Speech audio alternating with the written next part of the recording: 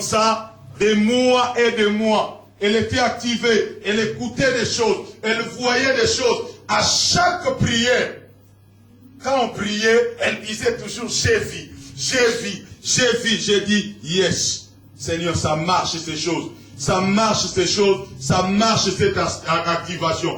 Bien aimé, elle a commencé à faire quoi? À écouter, entendre la voix de Dieu et à comprendre les mystères du royaume. Alléluia. Donc nous devons comprendre une chose, que cet après-midi, Dieu fera à d'autres personnes la grâce d'entrer dans la dimension prophétique. Cet après-midi, après l'enseignement, tu pourras écouter Dieu clairement dans tes oreilles et parler comme moi je suis en train de parler. C'est possible, frère. Aujourd'hui, le mandat des prophètes, c'est aller dans les nations, activer la compagnie des prophètes, activer les gens qui ont la capacité. Parce que le problème de l'église aujourd'hui, c'est écouter Dieu. Hein? Le problème de l'église aujourd'hui, c'est le problème d'écouter Dieu. Il y a des gens qui entendent Dieu, mais qui n'écoutent pas Dieu. Entendre Dieu et écouter Dieu, c'est deux choses différentes. Voilà pourquoi dans cette saison, nous parlons de la nouvelle dimension prophétique. Il y a une nouvelle dimension prophétique sur la terre où nous enseignons comment apprendre à écouter Dieu. Écouter Dieu veut dire entendre la voix de Dieu et obéir. Quelqu'un qui a entendu la voix de Dieu, mais qui n'a pas fait ou exécuté ou obéi à ce que Dieu lui a dit, cette personne ne peut pas dire qu'il a écouté Dieu. Écouter Dieu, c'est seulement entendre sa voix et obéir. Et souvent, lorsque nous tirons les oreilles de nos enfants, nous leur disons, toi, tu n'écoutes pas, toi, est-ce que cet enfant-là est sourd? Cet enfant à qui tu tires les oreilles tous les jours pour dire, toi, avec ces oreilles, tu n'écoutes pas. Est-ce que cet enfant est sourd? Non, je vais quand même entendre vos voix. Cet enfant est sourd? Non. Mais pourquoi on dit, toi, tu n'écoutes pas? Parce qu'il n'exécute pas. Il entend bien, mais il n'exécute pas. Aujourd'hui, nous avons une église sur la terre qui entend, mais qui n'exécute pas. Et lorsqu'on n'exécute pas la voix de Dieu et la pensée de Dieu, on a une vie fracturée. Revenons à nos moutons. Nos moutons, c'était quoi? Les protones agapés. Les protones agapés. J'étais en train d'expliquer depuis hier le mot premier amour ou proton agapé. Au fait, j'étais en train de dire hier, Dieu était en train de visiter, de parler à l'église d'Éphèse. Il dit, je connais tes œuvres. Je connais ton travail. Apocalypse 2, 1 à 6. Je connais ta persévérance. Je connais ton discernement. Je connais ta haine du mal. Et il parle encore. Je connais que tu es l'esprit de Nicolaïte. Je vais un peu aborder l'esprit de Nicolaïte aujourd'hui dans l'église. L'esprit de Nicolaïte, en fait, c'est quoi? C'est l'esprit qui agissait entre le 3e et le 15e siècle dans l'église romaine. L'église était divisée en deux. D'un côté, il y avait les sacerdoces et de l'autre côté, il y avait les laïcs. Donc c'était vraiment une division totale. Maintenant, les laïcs n'avaient pas accédé à la connaissance et à la dimension que les sacerdoces avaient. Et c'est le même esprit que nous trouvons aujourd'hui dans l'église.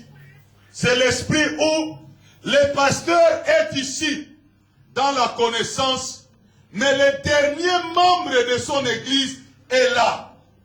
Donc du coup, le pasteur fait en sorte que qui connaissent les choses, mais lorsqu'il vient prêcher dans l'église, il prêche en latin.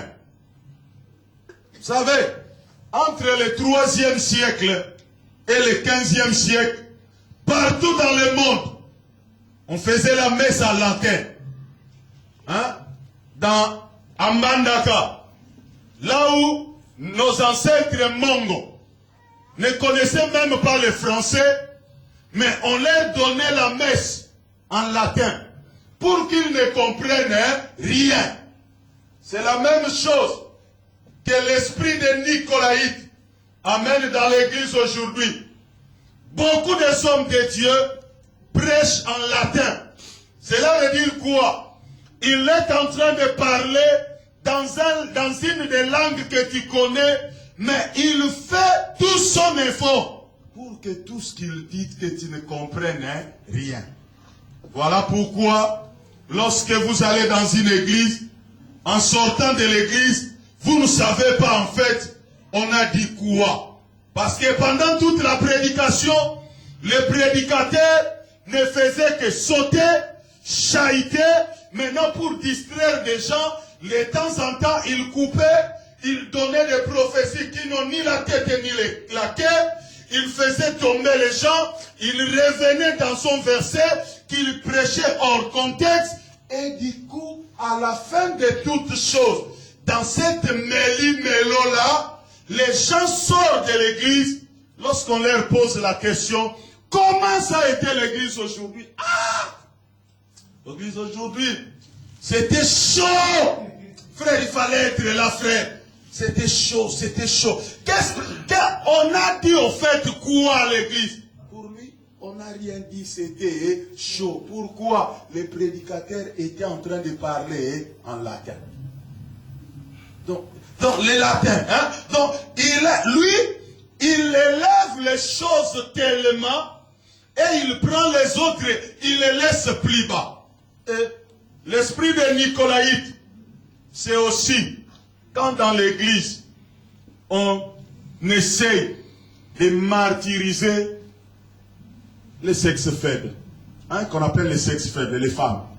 L'esprit de Nicolaïte, c'est là où dans l'église, on trouve les femmes comme les décors.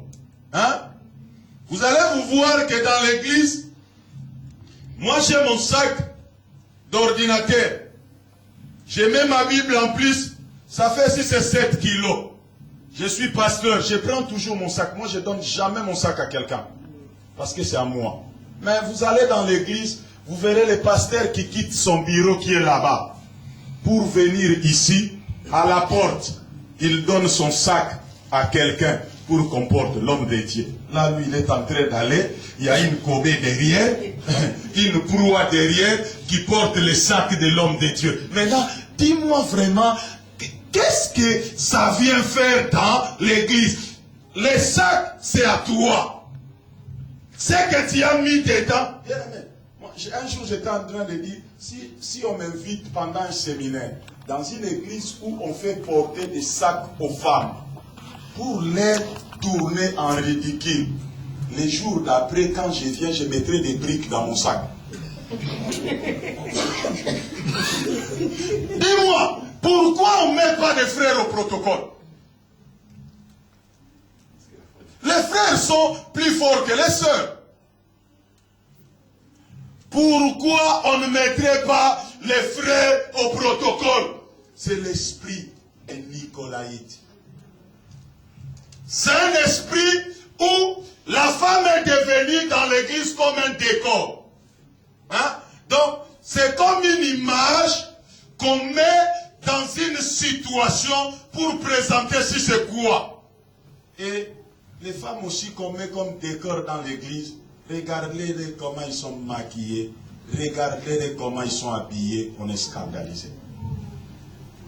L'esprit de Nicolaïte. Donc, quand on leur dit, quand vous serez dans le protocole, venez bien habillés, c'est pour qu'ils nous mettent des pantalons jusqu'ici.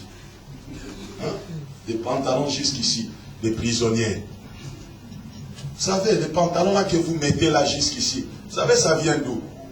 Ça vient des États-Unis. Un gars